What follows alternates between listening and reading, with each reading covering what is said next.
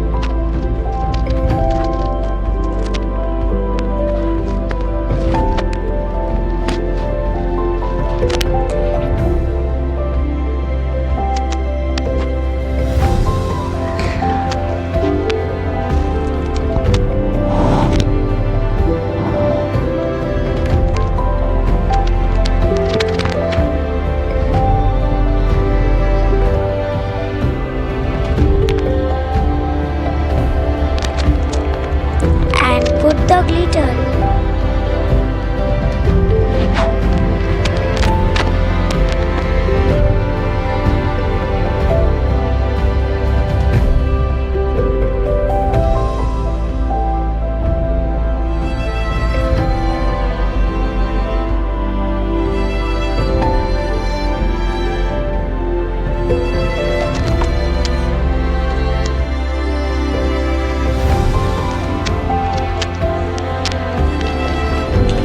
In different colors of your choice. I hope all of you enjoy with this video. Thanks for watching my video and do subscribe my channel.